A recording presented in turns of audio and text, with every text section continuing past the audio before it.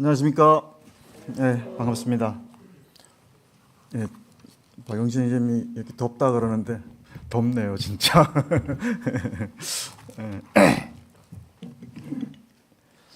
제가 지난 형제회의 때 강릉 명지로교회 공식 형제 셰프로 셰프로 데뷔를 했습니다. 지난번 형제 회의 때 그 형제들 회식 때 제가 파절이, 그다음에 김치찌개, 거기다 이제 신 메뉴로 이제 잡채를 했습니다. 강단에서 쓸 말은 아니지만 잡채 하려다가 잡칠 뻔했습니다. 손이 너무 많이 가가지고 그래서 뭐 그렇다고 애찬을 대신하는 건 아니고요. 가끔 이제 형제들끼리 회식할 때 써주셨으면 좋겠습니다. 혼자 하기가 너무 벅찬데요. 한 분 더 모실까 합니다. 자원해 주셨으면 감사하겠습니다. 월드컵이 끝났죠. 월드컵 얘기 잠깐 하면 어제 그저께 새벽에 했죠. 그래서 저는 뭐 음바페가 이기든 메시가 이기든 이제 아무 상관이 없어서 그냥 잤습니다. 근데 저희 집에 메시 팬이 저희 아들이 있어가지고 이제 그거 보고 있었어요. 그래서 하도 시끄러워가지고 이제 중간에 일어나가지고 후반전부터 봤습니다. 2대 0으로 이제 지고 있길래 들어가서 자야 되겠다 하는데 이제 한 골, 음바페가 한 골 넣어가지고 이제 2대 1이 돼서 그 다음부터는 정말 흥미진진하게 진행이 돼서 다 보고 잤습니다. 그래서 그거 보느라고 잠을 못 자가지고 면역력이 떨어졌는지 제가 목감기가 좀 와서 지금 좀 그렇습니다. 조금 더 얘기하면요, 손흥민 선수가 끝나고 나서 이제 유명한 말을 했죠. 중꺽마, 줄여서 한 말인데요. 중요한 건 꺾이지 않는 마음이다. 이런 멋있는 얘기를 했습니다. 그래서 이게 찾아보니까 이 손흥민 선수가 한 얘기가 아니고요. 롤게임 선수가 한 얘기더라고요. 저도 이 롤게임 이름 처음 들어봤습니다. 데프트 김혁규 이런 게임, 롤게임 했던 이 친구가 한 얘기를 손흥민 선수가 옮겨서 이제 했답니다. 이게 이제 회자돼서 지금 회식 때 이 건배사 할 때 이렇게 막 쓰고 요즘 이렇게 하더라고요. 그래서 롤 게임 하는데 이런 마음으로 해서 이겼답니다. 그래서 이거는 정말 우리 믿는 사람이 써먹어야 하는데 우리는 꺾이지 않는 믿음 소유해야 되지 않을까, 그런 생각을 좀 하게 됐습니다. 그래서 오늘 말씀 통해서 꺾이지 않는 믿음 가질 수 있기를 기도하면서 말씀을 시작하도록 하겠습니다. 오늘 말씀은 당신은 안전합니다. 이런 제목으로 나누도록 하겠습니다. 말씀은 로마서 8장 1절부터 15절까지고요. 오늘 12번째 시간입니다. 계속 이제 로마서를 나가고 있는데요. 본문은 굉장히 유명한 말씀이기 때문에 14, 15절 두 절만 찾아서 같이 한번 읽어보도록 하겠습니다. 로마서 8장 14, 15절입니다.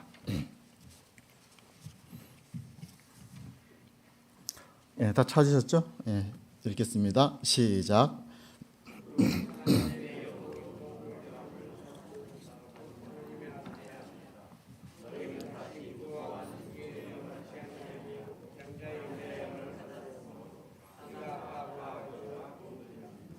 네, 감사합니다.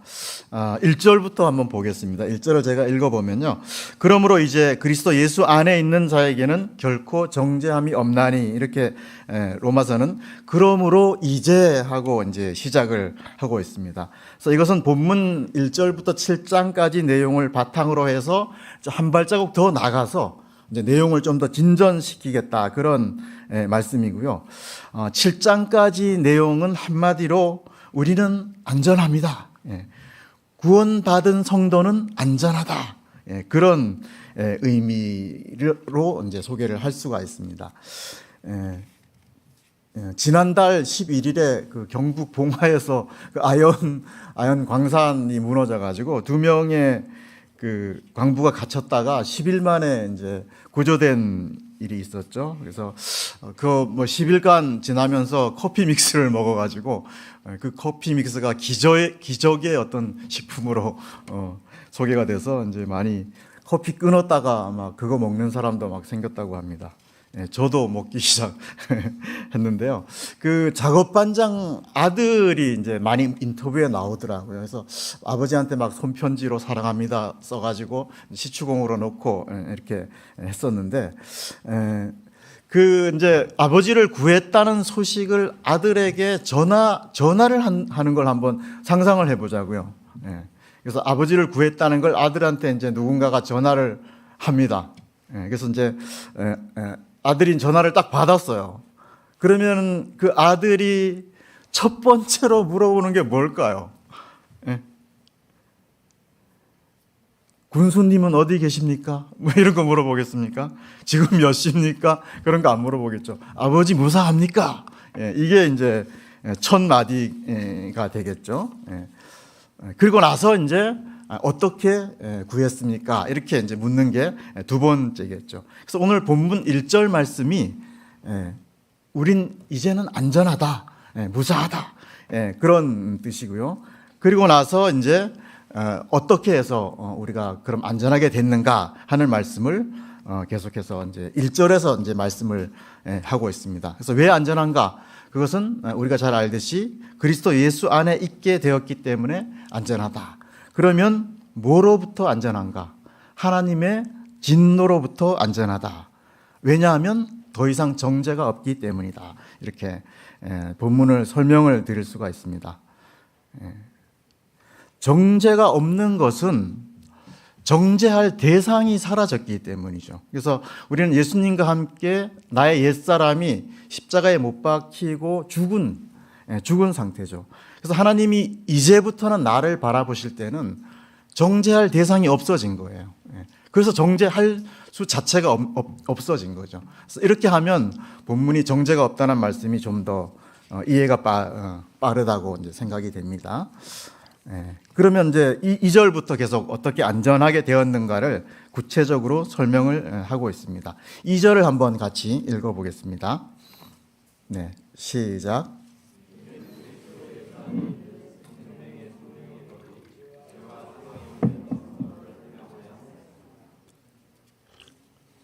네, 감사합니다.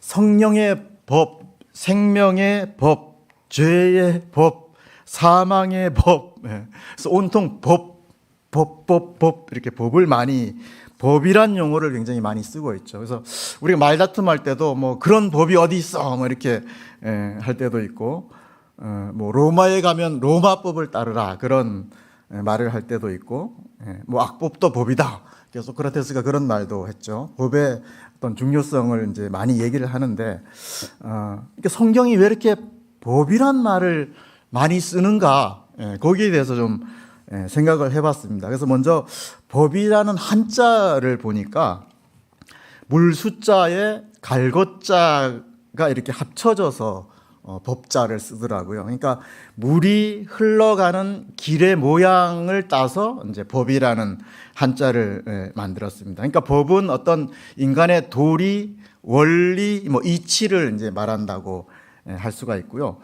법의 사전적인 의미는 우리의 행동을 규제하기 위해서 만든 규칙을 가지고 법이라고 합니다. 그래서 우리가 무인도에 가서 뭐 혼자 빨개 벗고 살면 법이 필요가 없겠죠. 근데 두 사람 이상이 모이면 반드시 법이 이제 필요하게 되죠. 그래서 우리 사회도 반드시 법이 필요하고요. 우리가 작은 계모임만 만들어도 회칙부터 만들잖아요. 그래서 이제 이렇게 사람들이 법을 만들고 나면 그 법을 이제 지켜야 되는 거죠. 그래서 안 지키면 벌 받거나 왕따 당하게 되는 거죠. 그래서 이제 법이 만들어지고 난 다음부터는 사람이 이제 그 법의 지배를 받게 되어 있는 거죠.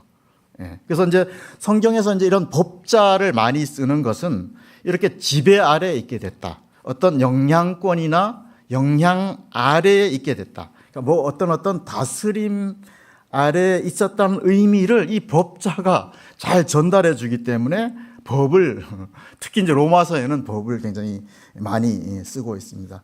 그래서 이제 우리가 2절에서는 우리가 과거에는 죄와 사망의 지배 아래, 그 법 아래에서 생명의 성령의 지배 아래, 그 법 아래로 옮겨졌다. 이걸 이제 해방되었다. 이렇게 설명을 하고 있는 겁니다. 그러니까 죄와 사망의 동네에서 우리는 이제 생명과 성령의 동네로 완전히 이주한 거죠. 그러니까 북한 사람이 38선을 뚫고 남한으로 탈출한 것하고 이제 비슷한 그렇게 된 겁니다. 그래서 북한을 나온 사람은 북한 법하고 영원히 이제 지배를 받지 않게 됐죠. 그래서 남한의 지배를 받게 된 상태로 이제 이해를 하시면은 본문을 잘 이해할 수 있을 것 같습니다. 그다음에 3, 4절을 계속 보겠습니다. 3, 4절도 한번 같이 읽어주시죠. 시작.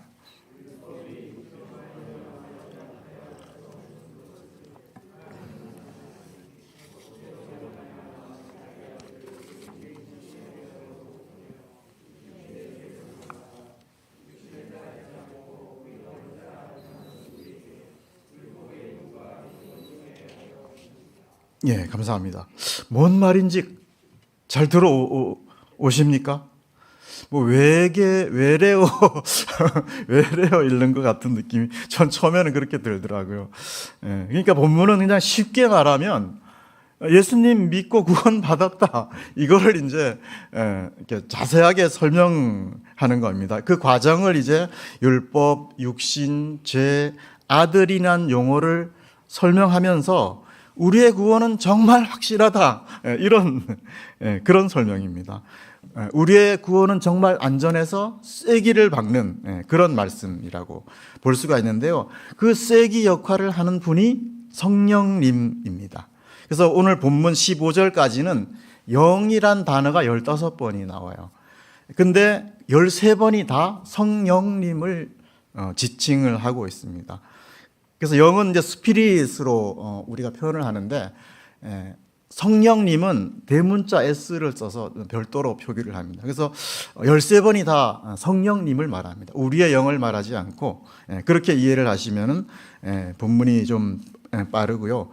그래서 본문은 구원은 하나님이 보내셨다 그랬죠. 그러니까 하나님이 구원을 계획하셨고 또 죄 있는 육신의 모양으로 오셨다 그랬죠. 이분은 이제 예수님이 실행하셨고 그 다음에 성령을 따르는 자 이렇게 말씀하고 있죠. 그러니까 성령님이 우리에게 구원을 적용해 주신다. 그래서 삼위일체 하나님이 우리 구원 역사에 다 이렇게 개입하신 합작품이다라고 본문은 이해를 하시면 될 것 같습니다. 그래서 본문 내용을 조금 더 설명을 드리면요. 하나님이 우리에게 율법을 주셨는데 율법을 왜 주셨습니까? 삶아 먹으라고 주지는 않았죠. 당연히 지키라고 주셨죠. 당연히 지키라고 율법을 주셨죠. 그래서 지키되 율법 한 개도 어기지 말고 완벽하게 지키라고. 율법을 주신 목적은 지키라고 주셨고요. 그리고 율법을 주신 두 번째 목적은 죄를 비춰주는 거울과 같은 역할을 한다고 그랬죠. 그래서 우리가 율법이 오기 전에는 이게 죄인지 아닌지 애매했는데 율법을 주심으로써 그 죄가 확실하게 드러나는 그런 역할을 했다는 거죠. 그래서 본문에 이제 율법에 요구하는 게 있었다 그랬죠. 그러니까 율법의 요구는 완벽하게 지켜라.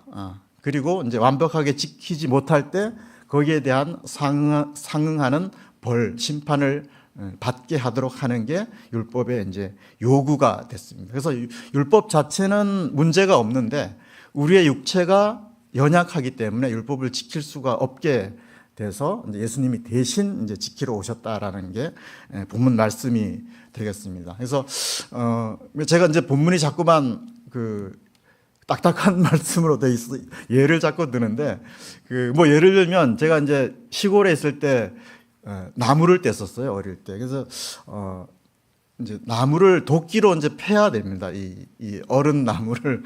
그래서 이제 도끼로 나무를 이렇게 막 많이 패다 보면 그 도끼 이 머리가 자꾸 부러져요. 이게 똑똑 부러져요. 이게 왜냐하면 그 나무로 돼 있고 그 도끼 자루 끝이 힘을 제일 많이 받아가지고 그게 자주 부러집니다. 그래서 나중에는 이제 쇠로 된 그 자루가 나오더라고요. 그래서 쇠로 아주 만들어서 앞에다가 그냥 납땜을 이제 나왔는데, 요거를 이제 좀 예를 들면 도끼는 이제 율법이라고 할 수가 있고, 나무로 된 연약한 그 자루는 우리 육체라고 할 수가 있죠. 그래서 도끼라는 그 쇠 자체는 나무를 패는데 아무 문제가 없는데 우리 육체가 연약해서 이제 나무를 펼 수 없게 된 거죠. 그래서 하나님께서 율법, 예수님을 보내서 그 나무 대신에 이제 쇠 도끼 자루 역할을 해서 이제 구원을 이루셨다. 이렇게 하면 이제 조금 이해가 되시죠. 그래서 예수님이 이 땅에 오셔서 예수님은 율법이 요구한 그 지킴을 예수님께서는 100%다 지키셨고, 또 본문에는 모양으로 오셨다 이런 말씀이 있잖아요. 그럼 흉내만 냈다라는 뜻은 아니고 예수님이 우리하고 똑같은 육체를 입으셨는데 죄가 없다. 죄가 없으시기 때문에 모양으로 오셨다라는 표현을 쓰고 있습니다. 그래서 예수님께서 율법의 요구를 다 이루셨기 때문에 십자가상에서 하신 말씀이 있죠. 다 이루었다. 이렇게 하시면서 죽으셨습니다. 그래서 이제 이렇게 구속 역사는 그냥 하루아침에 이루어진 게 아니라 이렇게 창세 전부터 계획하시고 또 수천 년 동안 약속되어 오신 그렇게 해서 예수님께서 완성하신 일이기 때문에 우리의 구원은 확실하다, 안전하다, 이렇게 이제 사도 바울은 말씀을 전하고 있습니다. 그리고 이제 5절부터 9절까지를 한번 보십시오. 5절부터 9절까지도 참 여러 가지 이제 비슷하지만 다른 단어들이 계속 나열이 되고 있습니다. 그래서 본문은 믿는 자와 믿지 않는 자의 상태를 대조해서 설명을 하고 있다라고 이해를 하시면 되는데요. 5, 6절을 한번 읽어주시면 나머지는 제가 읽겠습니다. 5, 6절을 같이 읽겠습니다. 시작.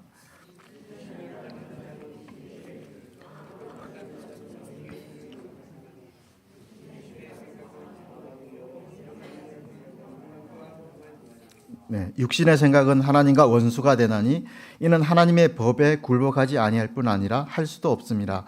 육신에 있는 자들은 하나님을 기쁘시게 할 수 없느니라.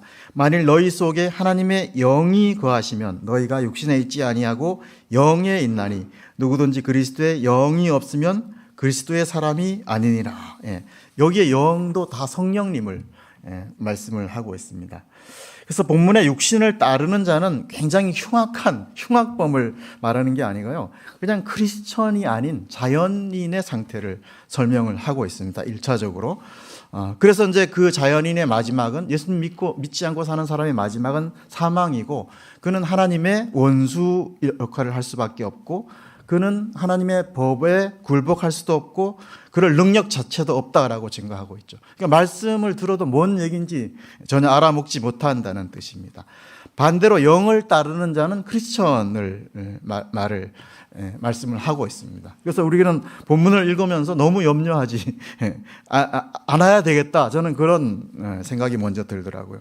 그래서 본문을 읽으면서 내가 뭔가 잘못하고 있는 게 아닌가, 내가 뭔가 새로운 비밀이 있어서 내가 그걸 모르고 있지 않는가, 이런 생각으로 본문을 읽으시면 안 되고요. 그냥 자연인과 믿지 않는 사람을 단순히 1차적으로 그렇게 비교하고 있다. 그래서 우리의 구원은 확실하다. 그런 것을 증거를 하고 있습니다. 그래서 우리가 본문에서 이제 영적인 교훈을 하나 받을 수 있는 것은 생각의 중요성이죠. 생각. 그래서 데카르트가 생각에 대해서 유명한 말을 했죠. 생각한다, 고로 나는 존재한다. 이런 그의 철학에서 그런 얘기를 한 적이 있는데, 이 문장으로 유머 버전도 많더라고요. 그래서 요즘에는 코로나19 버전이 나왔더라고요. 그래서 코로나19 버전이 뭐냐면, 나는 마스크를 쓴다, 코로나는 존재한다. 고로가 아니고 코로 나는 존재한다. 뭐 이렇게 참 유머를 잘 지어내는 것 같습니다. 그래서 본문을 보면 육의 생각과 영의 생각이 이제 비교가 되고 있죠. 그래서 우리가 이제 무슨 생각을 하느냐가 굉장히 이제 중요하죠. 그래서 어떤 외국에서 실 때 있었던 일인데 이제 자기가 키우던 반려묘가 죽었답니다. 그래서 이 여인이 그 고양이가 너무 그리워서 늘 그 고양이만 죽은 고양이만 생각하고 하면서 한 10년을 그렇게 살았답니다. 근데 나중에 자기 모습을 보니까 고양이 밥으로 하루하루를 고양이 밥을 먹으면서 살고 있고요. 고양이처럼 기어 다니게 됐고 또 뭐 야옹이 소리도 내는 너무 이제 고양이만 생각하면서 살다 보니까 그렇게 고양이처럼 변해갔다 그런 이제 실화가 있더라고요 보니까. 그래서 우리가 계급장을 다 빼고 한번 생각을 해보자는 거죠. 내가 누구의 아빠, 누구의 엄마, 또 회사에서의 어떤 직급, 뭐 사업장에서의 어떤 뭐 사장, 뭐 이런 하여간 모든 위치 다 버리고 그 사람을 정의할 수 있는 게 뭐죠?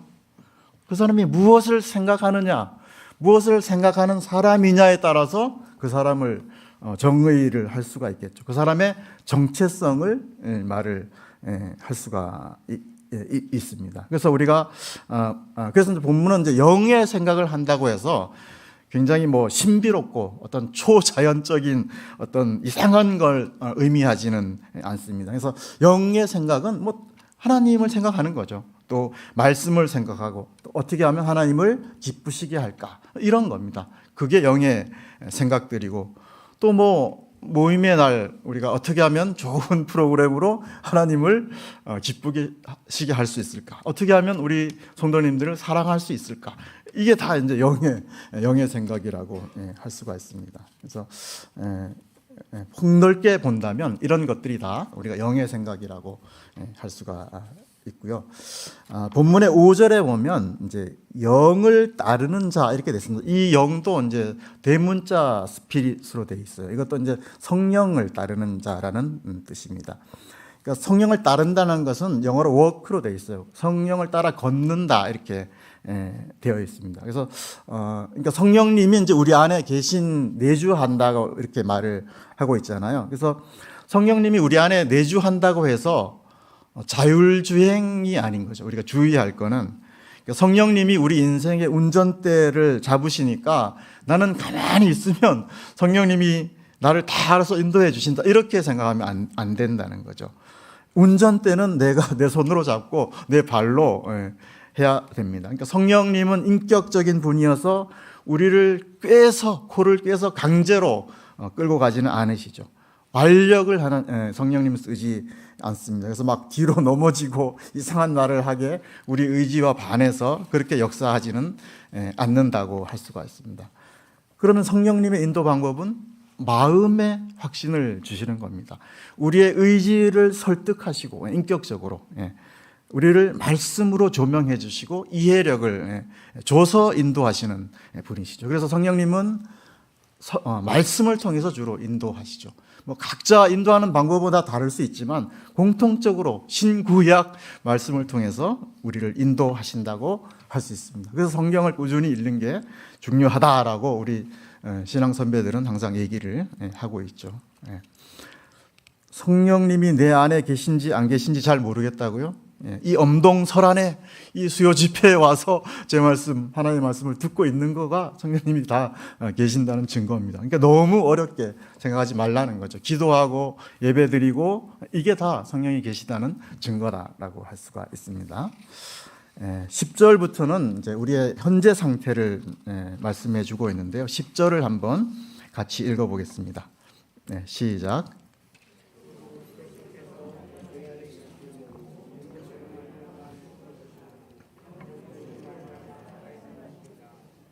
네, 감사합니다. 지난 주일에 우리 김성금 형제님하고 김대현 형제님이 침례를 받았죠. 그래서 물에 푹 잠겼다가 다시 올라왔죠. 그래서 물에 잠기는 것은 옛사람이 옛 자아가 죽었다는 상징이고요. 다시 올라오는 왔다는 것은 내가 아니고 그리스도가 내 안에서 사는 자로 올라온 것이죠. 그래서 새 사람으로 올라온 것입니다. 그래서 이것을 영이 살았다고 표현을 하면서 현재 우리의 크리스찬이라고 부르게 된 거죠. 그래서 크리스찬은 예수님처럼 행동하고 예수님처럼 생각하고 예수님을 닮아가려는 자를 말합니다. 영이 살았다는 것은 하나님과 교제하게 할 수 있게 된 상태를 얘기를 합니다. 어려운 게 아니죠. 그래서 본문은 이제 현재의 우리 상태를 말씀해 주고 있고요. 11절은 미래의 우리 상태를 증거하고 있습니다. 제가 읽어드리겠습니다. 예수를 죽은 자 가운데서 살리신 이의 영이 너희 안에 거하시면 그리스도 예수를 죽은 자 가운데서 살리신 이가 너희 안에 거하시는 그 영으로 말미암아 너희 몸도 살리시리라. 이것도 비슷한 말씀이 계속되는데 결국은 우리 몸이 부활된다는 말씀입니다. 우리 안에 거하시는 성령님으로 말미암아 우리의 이제 죽을 몸도 나중에는 신령한 몸으로 부활된다. 그런 말씀입니다. 본문은. 그래서 아픈 몸 그대로 부활하면 어떡하나 뭐 이런 걱정하시죠. 늙은 몸 그대로 부활하면 어떡하나. 비행기 사고로 몸이 다 흩어진 성도님은 어떻게 부활하나. 부활해서 현재 남편하고 또 살게 되면 어떡하나. 뭐 이런 걱정 드시죠. 근데 시집 장가 안 간답니다. 걱정하지 마시기 바랍니다. 그래서 현재 우리의 몸 구조와는 전혀 다른 신령한 몸으로 부활할 것입니다. 이제 우리가 그런 소망이 있는 거죠. 그리고 이제 우리가 어떠한 삶을 실제적으로 살아야 할지는 12, 13절에서 계속 권면을 하고 있습니다. 12, 13절을 제가 읽겠습니다. 그러므로 형제들아 우리가 빚진 자로 돼 육신에게 져서 육신대로 살 것이 아니니라. 너희가 육신대로 살면 반드시 죽을 것이로되 영으로서 몸의 행실을 죽이면 살리니. 그래서 영으로 몸의 행실을 죽이라 이런 말씀이 있고요. 여기서도 영은 성령님을 지칭을 합니다. 그래서 몸의 행실을 죽이라고 해서 정말 한겨울에 얼음 깨고 입수하라는 얘기가 아닙니다. 또 산속으로 들어가서 뭐 수도승처럼 살라는 얘기도 아니고요. 뭐 101가지 율법 정해놓고 그런 거 막 지키면서 행실을 죽이라 그런 것도 아니고 정말 무릎으로 계단을 오르면서 고행을 하라는 그런 의미는 아닙니다. 그러니까 오해를 하지 마시기 바라고요. 그러니까 성령님이 주시는 능력과 힘으로 몸의 행실을 죽이라 그런 뜻이고, 뭐 우리가 잘 알듯이 죄와 이렇게 싸우는 그 성화로 가는 그 삶을 본문에서는 말씀을 하고 있습니다. 14절을 계속 보십시오. 14, 15절 마지막 절이니까요. 같이 한번 읽고 정리를 해보도록 하겠습니다. 14, 15절 읽겠습니다. 시작.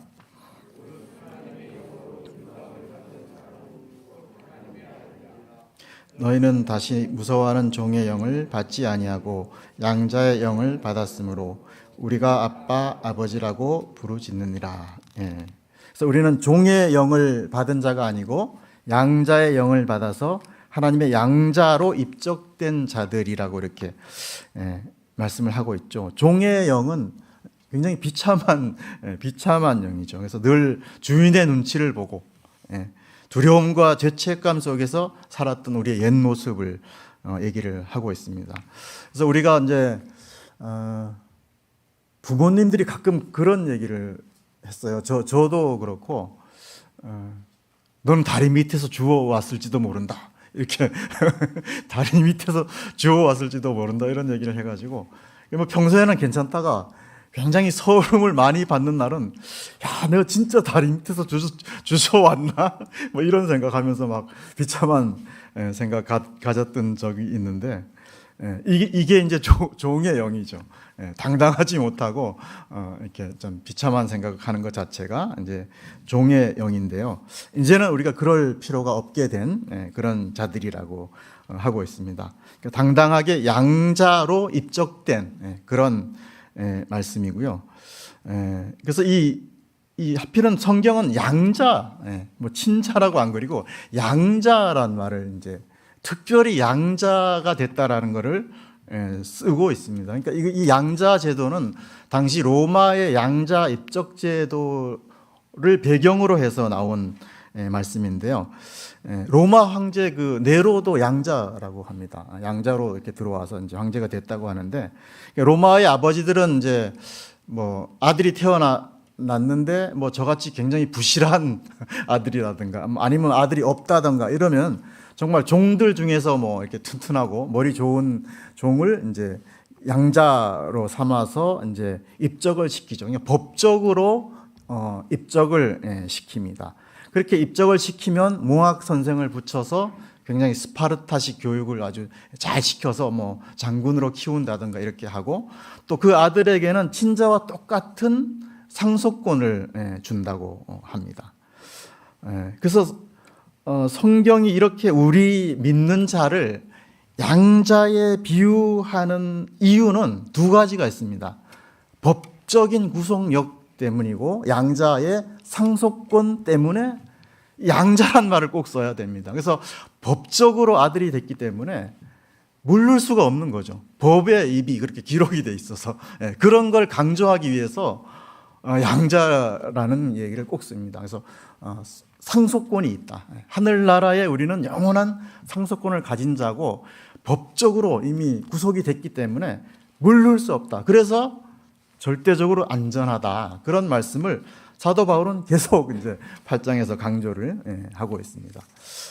그러면 우리가 다리 밑에서 주워온 자가 아니고 하나님의 확실한 자녀라는 게 본문은 뭐라고 하죠? 우리가 뭘 말할 수 있게 된 자라고 하죠? 하나님을 아빠, 아버지라고 부르게 된 거를 이제 확실한 주소온 다리 밑에서 주워온 자가 아니고 확실한 어떤 자녀라고 이렇게 말을 하고 있죠. 그래서 아빠는 뭐 굉장히 친근한 말이랍니다. 그리고 이제 아랍어인데 하필은 우리말하고 비슷한 거예요. 그래서 아바, 아빠 이렇게 비슷하고요.